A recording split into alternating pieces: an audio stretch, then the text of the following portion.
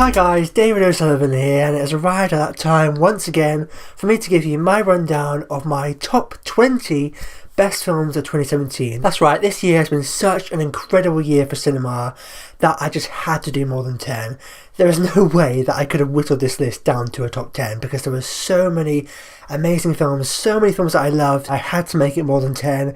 I was thinking about going to 15, but then I thought, if I'm going to go to 15, I may as well just go to 20 because there were some films that were coming in at the bottom of the list there that I really wanted to put in my best films of the year. So I just thought, you know what, screw it, I'm going to do a top 20 best films of the year. I usually try and whittle it down to 10 if I can. I did that last year, but there was just no way that I could have done that this year. So many great films, so many films that I loved, I just had to expand it to a top 20. But that being said, there were still a lot of really great films that I really liked that didn't make it onto my list. So first up, before I get into my top 20, I have some honourable mentions. These are films that I really loved, but in the end weren't quite good enough to make the list. I've got Good Time, I've got Film Stars Don't Die in Liverpool, I've got Thelma, I've got Ingrid Goes West, I've got Professor Martian and the Wonder Woman, and I've got Guardians of the Galaxy Volume 2, and Spider-Man Homecoming. And these are films that I thought were really great, but in the end just missed out on a place on my list. As always, I hadn't seen everything. I didn't see every film that came out in 2017. There were a lot of really great films that I really want to see, but as of recording this video, I still have not seen yet, and those films are Get Out, Personal Shopper, The Beguiled, Call Me By Your Name, Mudbound, The Merry Stories, Molly's Game, Phantom Thread, Darkest Hour, Lady Bird, I, Tonya, and The Post. These are films that I've heard nothing but great things about, and I really want to see all of them. But as I said, as I'm recording this video, I still have not yet seen those films. So if you're wondering where any of those films are on my list, I haven't had a chance to see them yet. And one last disclaimer, obviously this is my list. These are my personal favourite films that came out this year. Out of all the films I saw in 2017, these are my picks for what I think were the best films that came out this year. With all that said, let's get this started with my top 20 best films of 2017.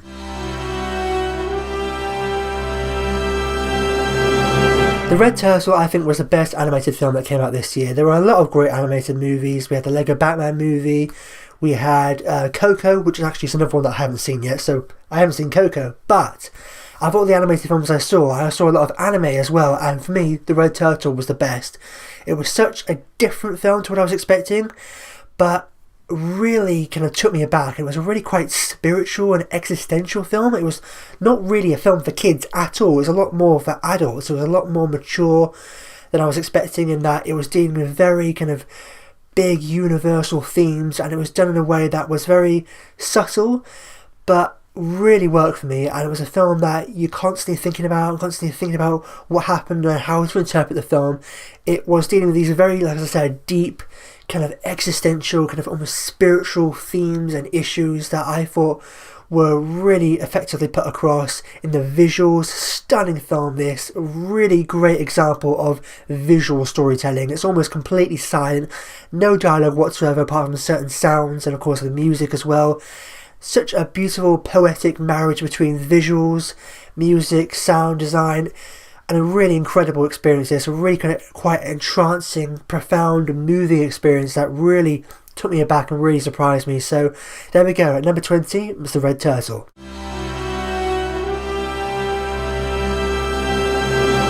At number 19, this is a film that came quite early on in the year, but I really enjoyed a whole lot more than I thought it was going to, and that is T2 Trainspotting, the long-awaited sequel to the original cult classic that came out back in 1996. And I'm not the biggest fan of the original. I think it's a great film, but it's not one of my personal favourites of all time. But I might have liked this sequel even more. This was a lot more my kind of film. Another film that's kind of dealing with kind of existential themes in a certain way, with these characters now 20 years on and dealing with them and their lives and certain problems that they have. Certain characters have maybe moved on a bit, certain characters are maybe still stuck in a rut.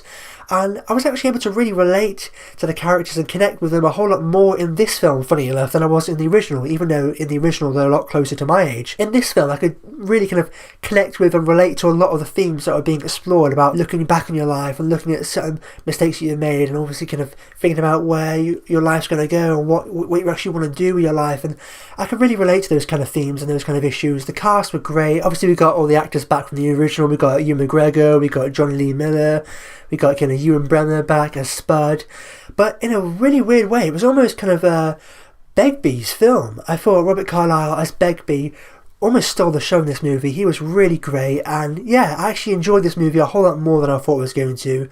I love the music choices, I love the direction by Danny Boyle, that kind of fast-paced, frenetic, kind of really kind of stylish direction from him. And yeah, I actually enjoyed this movie way more than I thought I was going to. So there we go, T2 Trainspotting.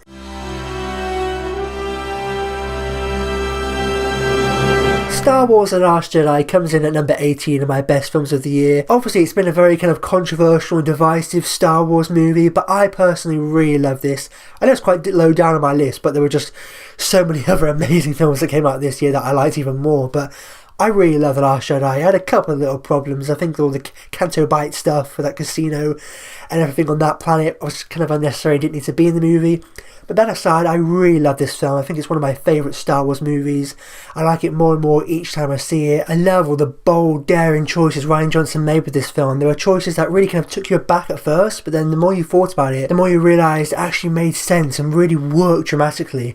And I was really impressed with this movie. I think it's one of the best directed Star Wars movies I've ever seen. I actually really enjoyed it, and I really don't get the hate at all. I thought it was a really great film, and I actually think it's one of the best Star Wars movies we've ever had. So there we go, Star Wars The Last Jedi.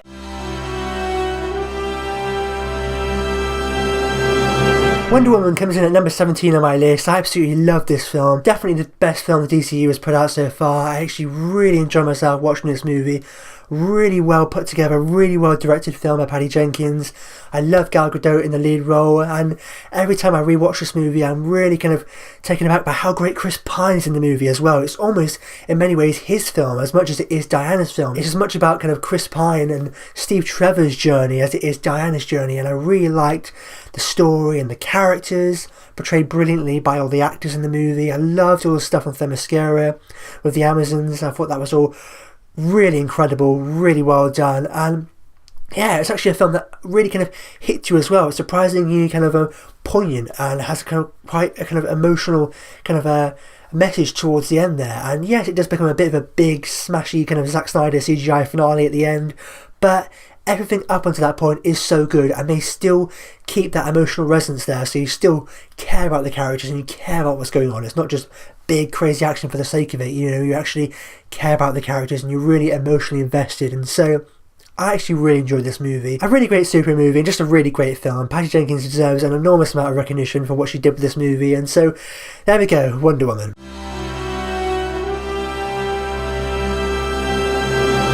Next up is Paddington 2. Now this is a film that really surprised me and really took me aback. I've never seen the first Paddington in its entirety. I've seen bits and pieces here and there, but this film I just absolutely loved. I was expecting it to be good, but I didn't think it's going to be like one of the best films of the year good. Now for me, this is one of the most kind of uplifting and emotional and inspirational films I've seen all year. It just really touched me, and it was really moving and inspiring and emotionally stirring. It was just, and it sounds crazy that I'm saying that about a kid's film, but it was just really great, dealing with these kind of very universal themes and issues that we can all relate to. And it's a kind of film that it just makes you feel better and it puts a smile on your face. It's one of the most joyous experiences I've had in the cinema all year. I definitely want to go back and rewatch it. I haven't had the chance to, but I'm definitely going to go back and see it over and over again, because it's the kind of film that just puts a smile on your face.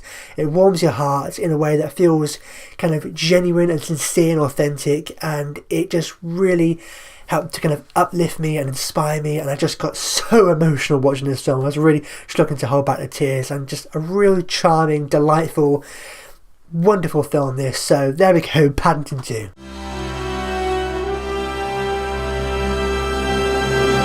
Getting to the top 15, and I've got The Big Sick, another film that really surprised me and took me aback. I'm not the biggest fan of rom-coms typically, but this was such an unconventional and original rom-com, and that it's based on a true story about Kamal Nanjiani and his real-life relationship with Emily V. Gordon, and how that was put to screen. Kamal actually in the movie doing an incredible job. Zoe Kazan, you know, Holly Hunter, Ray Romano, really great cast all around. Probably one of the best casts of any movie this year. And you know, it was a real, again, another very authentic film that didn't feel cheesy or Hollywoodized at all. It felt very sincere and just true to life and authentic, and it just, again, it puts a smile on your face, and it didn't feel like it was like, you know, playing to, oh look, this is a movie, you know. It felt very real, but also it worked dramatically and it was very funny as well.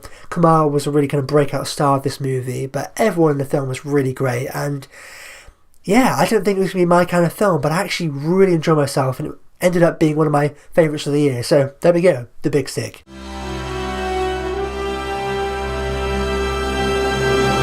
At number 14, I've got Wind River. This was in my top 10 for quite a while, but ended up getting bumped out just a little bit. But this was an incredible film. Taylor Sheridan's directorial debut, obviously the writer of Sicario and Hell or High Water, which were two of my favourite films of previous years. And yeah, this was just an incredible film. Really well directed, really well written, phenomenally acted. I think Jeremy Renner gives the best performance of his entire career in this movie. He really blew me away. But Elizabeth Olsen, I really liked her in this kind of Clarice Starling kind of role. And yeah, just a really great, really compelling crime mystery thriller that I was just on the edge of my seat. I thought was a phenomenally done film, really well directed, really well acted, and I was just, it was just gripping and intense and powerful and emotional. And any other year probably would have been higher, but this year has just been such an incredible year for cinema. But yeah, there we go. I absolutely loved Wind River.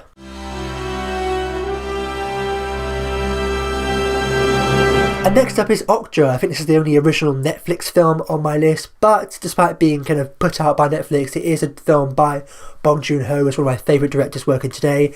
He did one of my other favourite films of all time a few years ago with Snowpiercer, and he followed that up with Okja. And Okja was everything that I wanted it to be and more. It was actually quite darkly comedic at times, because it's dealing with very serious, real world themes and issues. But it's also kind of got a lot of humour to it, and it was very funny, but it was also deeply moving, this film. I can't remember the last time a film kind of moved me as much as this, because it's dealing with this big CGI creature and this little girl's relationship with it, but it really hits you, and it was really quite poignant, really quite moving. Like I said, it was darkly comedic at times, but it was very kind of moving and very emotional. It's an incredible film, one of my favourite directors working today. I absolutely loved Okja.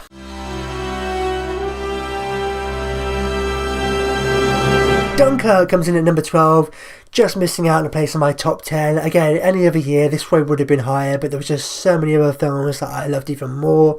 Christopher Nolan, once again, proves why he's one of the best directors working today and one of my favourite writer-directors of all time. I think he's absolutely incredible, and this film was just riveting. It was really well done in that it wasn't a conventional kind of traditional war movie at all. It was more of an experiential survival thriller is what I describe it as. It really puts you into the shoes of the soldiers and makes you feel like you're there. It's really kind of virtual reality without the goggles. There's no big heroic kind of arcs and characters for you to follow. It's way more realistic than that. It puts you in this environment, in this situation, and it is so gripping and thrilling, on the edge of your seat. The Hans Zimmer score was incredible. All the actors were really great as well, but this was a movie that was about the direction, was about the cinematography, was about immersing you in that environment and really making you feel like you were there, and Nolan did an amazing job. Not one of my favourite films of his, but it was really incredible.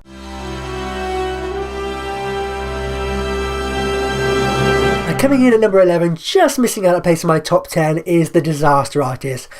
I can't believe that this ended up being one of my favourites of the year. I thought it was going to be good, but I did not expect it to be anywhere near as good as it was, or for me to enjoy it anywhere near as much as I did. It was a thoroughly entertaining movie that was also very kind of touching and heartfelt as well. That was quite kind of oddly inspiring as well, especially to me as someone who's an aspiring writer and director. It was like oddly moving and touching and heartfelt, but also very funny. I think the best comedy of the year, hands down.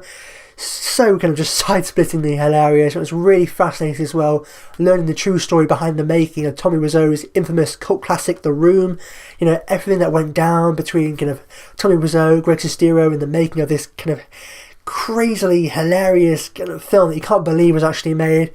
Really great kind of a true story movie that I thought was really well done, really well acted, and yeah, actually ended up being one of the best films of the year, I thought.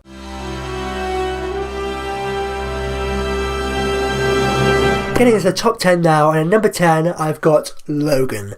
Yes, just cracking the top 10 here, and you may be thinking, why is this so low on the list? But there was just so many other movies that I loved even more.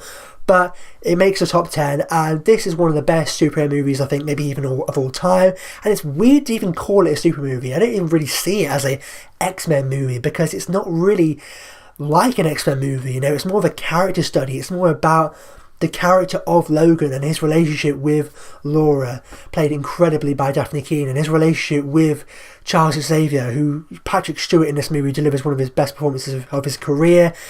A phenomenally acted movie, probably going to get overlooked by the Academy. I hope it doesn't. I hope it does get some recognition, because this is probably the first superhero movie since The Dark Knight that really kind of transcends the medium, where it's more than just a superhero movie. It's almost more of a kind of neo-noir western that just happens to feature characters that were from comic books.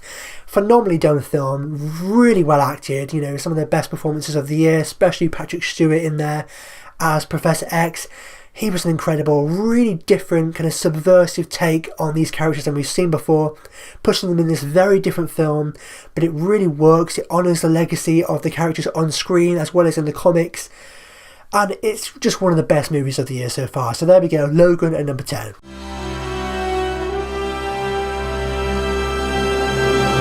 Coming in at number 9 is Baby Driver, and again, I can't believe this is so low on my list, but I love this movie, one of my favourite Edgar Wright movies. I mean, I still like Shaun of the Dead and Hot Fuzz more than this, but I really loved what Wright did with this movie. It was a really great, really original film, a kind of jukebox, musical, crime, caper, car chase, action movie, so many different genres and styles combined together, but it really worked, it really moved, really fast-paced, thoroughly entertaining movie, really kind of creatively edited like all of Edgar Wright's movies, you know, in terms of how the music and the visuals are cut together. Such an incredibly well done film, you know. It has to get nominated for editing at least, and you know, the performances were all really great all round. Ansel Elgort really surprised me in this movie, as did Lily James, Jamie Foxx, John Hamm, great cast, and yeah, it was just a really kind of real fun, entertaining, edge of your seat, exhilarating kind of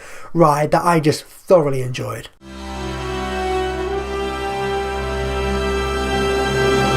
Coming in at number 8, this is really kind of out of left field pick, was probably not going to be on anybody else's list, but A Ghost Story. And again, another film, like a lot of other films on my list actually, that is a very existential film. You know, it's very different, but it deals with these very kind of big universal themes and issues, but in actually a very kind of subtle way that's very kind of quietly haunting and captivating, this film, where maybe someone could watch it and think that was a lot of rubbish, but I actually really liked and really admired the kind of audacious direction by David Lowery in terms of, you know, it was slower paced. If you're patient and you go with it, I think it is really rewarding in the end, and I like the fact that it was more like real life, in that it wasn't just really fast-paced, quick cut like pretty much every other film nowadays. It's paced very differently to a conventional movie. You know, it's not fast-paced, not quick cut. It plays out a lot more like real life with these long takes that just go on. And although that can be frustrating for some, I actually really liked it and really admired it for that, because it felt more like real life. You know, in real life, moments aren't all quick cut and fast paced. They do play out in longer periods of time, and I think it's a movie that, you know, not everyone's going to love. I saw it with my mum and sister and they hated it, but I feel like if you're willing to go with it and let go, then it is worth it. And also, I love the score of this film, particularly the use of the song I Get Overwhelmed by Dark Rooms. It was in the trailer, and I didn't think it was going to be in the movie, but it was in the film, and it played a very prominent part in the story as well.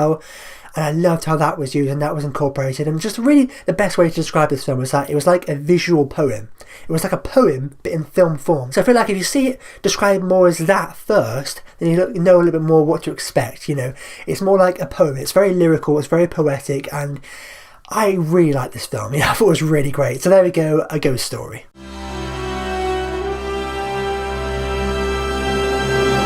Coming in at number 7, this was another very controversial and divisive film. Some people loved, some people hated.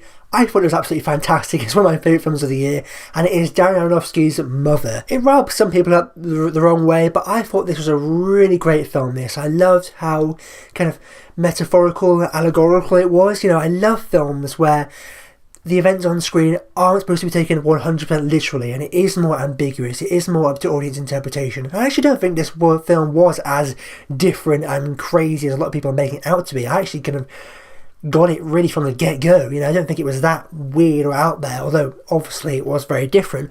But I loved all the kind of biblical allegories and how you're trying to interpret what everything means, and how everything on screen is actually kind of a visual interpretation for something else. I love films like that, and I think it actually really paid off. The third act, again, was very controversial, but was really impactful for me. And when Jennifer Lawrence's character finally breaks and cracks and just lets everything out, it gave me chills, and I thought it was really incredible. Jennifer Lawrence, as I mentioned, she was incredible in this movie, you know, really great, where she kind of disappeared and really became that character. Javier Bardem as well, he was really great. And yeah, you know, it was a very different kind of movie, just about these few people in this one location. Really wasn't like a 100% straightforward literal film at all, but I really liked it for that, and I think it really worked, and it was one of my favourite films of the year.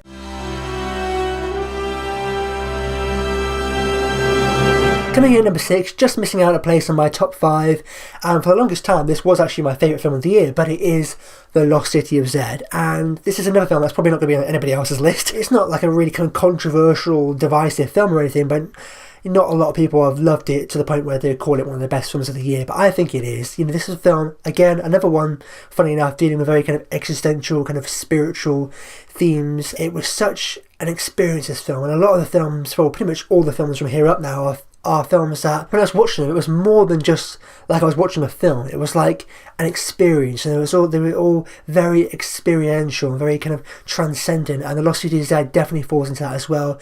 I loved all the existential themes it dealt with, and I loved how it presented the character of Percy Fawcett. I could really relate to his kind of mindset, funny enough, and you know, I could really connect with him as a character and what he was going through, you know, where he just wants to get out of the kind of stuffiness of the modern world, and he just really wants to kind of be free, you know, in the jungles, and you know, he just wants to get away from it all. And it really, as I described it in a tweet earlier on in the year, it's like an outsider who finally finds his place in a foreign land, and I think it really kind of got to me and it hit me in a very kind of deep level. And I think it was a really well directed film, you know, real kind of throwback to the classic epic exploratory adventure films. You know, I thought it was really great, and I really loved this film. I've seen it multiple times, and I think it's one of the best films of the year, one of the most underseen and overlooked films of the year as well. So there we go, The Lost City of Zed.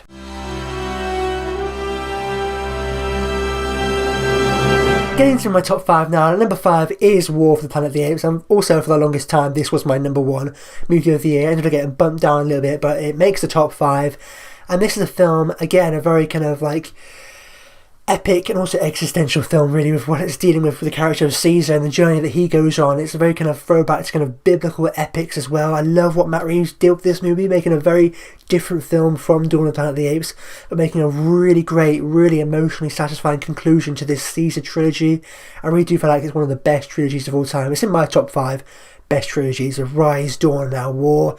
Not everyone has loved War as much as maybe the other two, but I think it's the best of the three. I think it is just the most kind of just emotionally powerful. There were so many moments in this film that almost had me in tears. You know, it really hit me. It was really bold and daring and ambitious. It had that kind of same kind of mythic grandeur as the original. It's the only Apes film of the modern era that actually comes close to topping the original for me. I think it was a stunningly directed film, really well shot, phenomenally acted by Andy Serkis and co. They were all incredible. Probably not going to get the recognition it deserves, but if it was up to me, I would nominate it for kind of awards across the board. I think it was an absolutely fantastic film, this. And so there we go, War for the Planet of the Apes.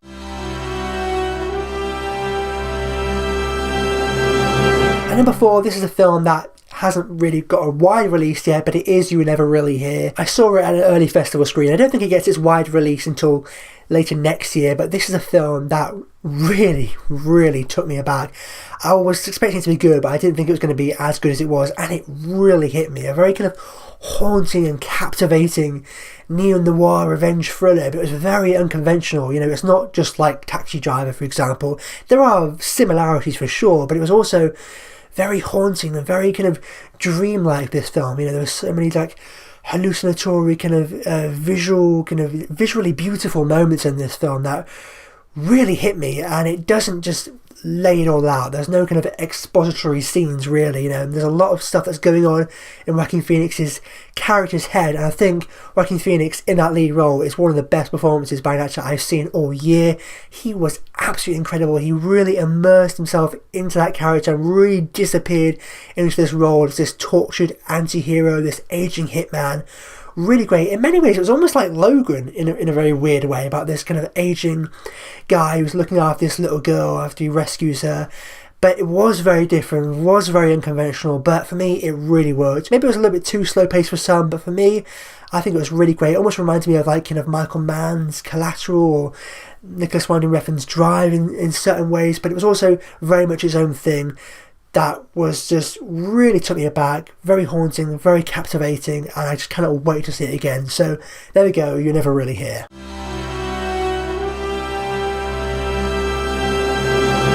3 Billboards Outside Ebbing, Missouri cracks the top 3. This is one of the best films of the year. By far, it was so good, this movie. And I knew it was going to be good, but I did not think it was going to be this good. It really was absolutely fantastic across the board. I have no issues with this film. From this above now, I literally have no problems with these 3 films.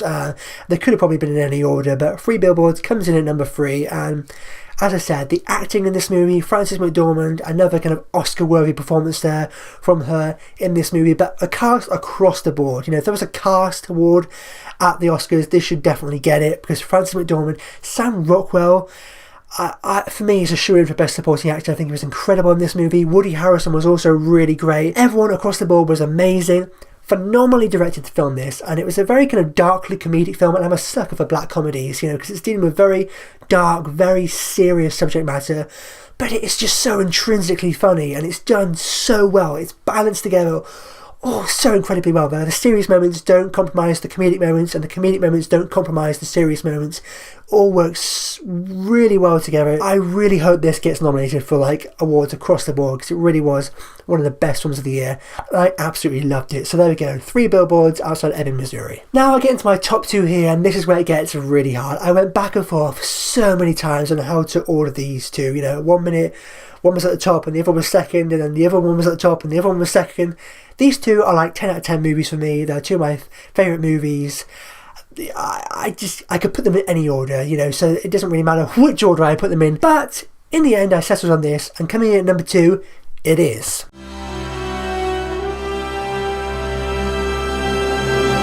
I absolutely, positively love The Shape of Water. It so could easily have been my number 1, but I felt like I had to be honest to myself and put another film just slightly above it. But Del Toro, what he did with this movie, I thought was absolutely incredible. I know I've said that a lot about a lot of these films, but it's true. Del Toro, one of my favourite directors working today. He's just such a wizard when it comes to movie making. And what he did with this film, you know, some are making the argument it's his best film yet, and I can't disagree with that. I still personally prefer Pan's Labyrinth. That's still my favourite of his, but this does come very close. Just such a beautiful, magical, whimsical fairy tale romance. Best romance of the year, really, I think. But it's so much more than that. It's like a romance. It's like a Cold War paranoia thriller. So many different things. It's a musical at one moment as well. And I just love what Del Toro did with this movie. From the moment I saw it, I fell in love with it, and I just cannot wait to go back and watch it over and over again. I just love how Del Toro is able to combine fantasy with reality. It's very fantastical and magical, but it's also dealing with very real world themes and issues, and very much feels like a reflection of our real world and what's going on in the world today. But they work together so beautifully and so harmoniously. The visuals, the music, one of the best scores of the year. I think this and my number 1 film, I think I've got the best scores of the year. I just keep listening to the music, and I just absolutely love it. The music's like a character in its own right, but everything, the visuals, the score, the set design, the creature design, the performances, you know, Sally Hawkins, Michael Shannon, Doug Jones, Octavia Spencer, Richard Jenkins, everyone across the board were amazing. Another one of the best ensembles of the year. I absolutely love this movie, and it was so hard for me not to put it at number 1. But in the end, there was another movie that just edged it out of me in terms of, I feel like I've got to be honest to myself and put this one at number 1. And so coming in at number 1, it is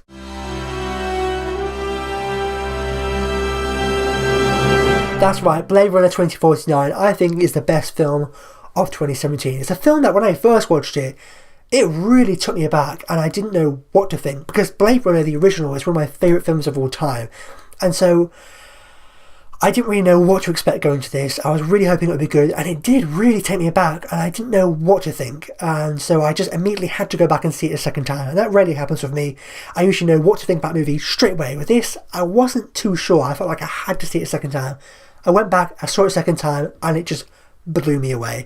This is a film that I think gets better the more times you see it. I've seen it 3 times so far. It's the only film this year that I've seen 3 times in the cinema. I cannot wait to see it again. Denis Villeneuve, another one of my favourite directors working today. He directed Arrival last year, which came in at my number 2 spot. And this year I felt like I have to put a science fiction film at number 1. You know, I put a sci-fi at number 3 in 2015 with Ex Machina, and number 2 last year of Arrival, and I felt like this is the right time for a sci-fi film to make number 1 on my list with Denis Villeneuve's Blade Runner 2049. An absolutely stunningly put together film. Aside from The Shape of Water, I think the only film this year where every single aspect was just flawlessly executed. There was not one single weak point in this movie. Everything, I think, was like Oscar worthy across the board. I really hope it gets the recognition it deserves. Sci-fi films often get overlooked, and they often go to more of the kind of like real world dramas, but I really hope it gets the recognition it deserves. I think it's one of Denis' best films. I think it's one of the best science fiction films of recent times as well, and a really worthy successor to the original film. The original is still my favourite, but I really like that this was its own film that did its own thing. It paid homage to the original whilst also standing apart as it's very much its own movie. You know, it's not a traditional sequel at all. It's more of just, you know, like a spin-off almost that just happens to be set in that same world, in that same universe, but with new characters. I think Ryan Gosling's character of Kay has the best arc of any character of any movie I saw this year. You know, the emotional journey that he goes on, I just thought was really powerful and emotional and inspiring. It really hit me. The moment when he goes to save Deckard, you know, when he finds out he has nothing to do with him, he's not connected to this at all, and he's heartbroken, but he decides to help him, and because it's the right thing to do. You know, the most human thing we can do is die for a righteous cause, and that moment really hit me. And the whole ending as well, and how it closes, I thought was just such an incredibly subtle yet powerful way to close out the movie. And this was a movie that just floored me from the opening frame to the closing frame. There was not one thing I didn't like about this movie. I think it's the best film of the year so far. Just edges out The Shape of Water for me, although that does come close.